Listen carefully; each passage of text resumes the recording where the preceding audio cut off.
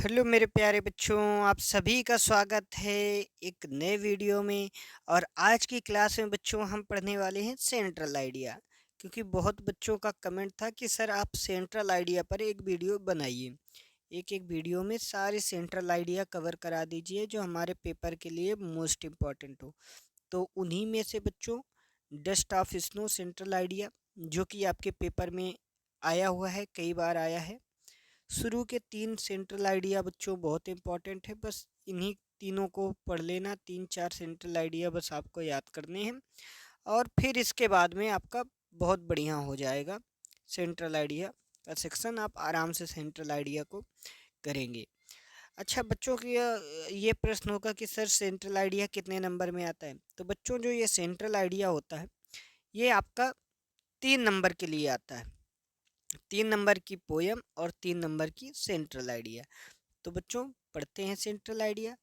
The poem dust of snow has been composed by Robert Frost.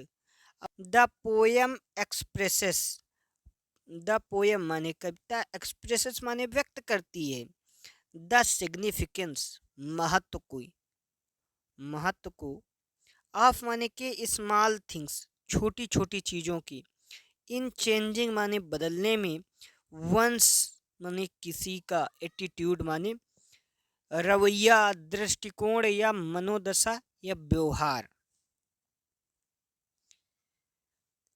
आगे देखें बच्चों। The poet एप्रिसिएट्स, the poet माने कवि, एप्रिसिएट माने प्रशंसा करता है। The beauty of snowflakes, the beauty माने सौंदर्य, ऑफ माने का, स्नोफ्लेक्स मतलब होता है बच्चों बर्फ के टुकड़ों का।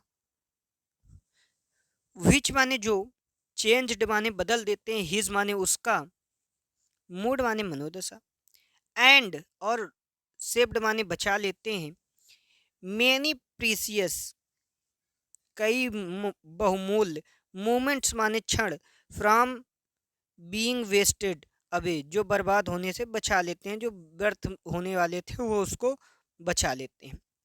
According to the poet, poet के अनुसार, कवि के अनुसार, व्हेन जब, द क्रो सूक डाउन जब कौवे ने हिलाया या गिराया, द हेमलक ट्री मतलब हेमलक ट्री से, and dust of snow felt on जब बर्फ के कण उस पर गिरे, द पोएट मतलब कवि पर, हिज सैडनेस उसकी उदासता या दुख, मूड मतलब मनोदशा, उसके दुख की मनोदशा चेंज्ड माने बदल गई, इनटू हैप्पीनेस खुशी में बदल गई। बच्चों इतनी छोटी सी थी, आपको बस शुरू की 2 लाइनें तो बहुत अच्छे से, this beautiful poem is composed by Robert Frost ऐसे करके लिख देंगे। ऐसे करके आप लिख सकते हैं। और इसके बाद में ये तो मेन लाइन है, इसी से आधा खेल है बच्चों। दो 2 नंबर समझ लो इसके हैं, 1 नंबर और चीज़ों के लिखने के।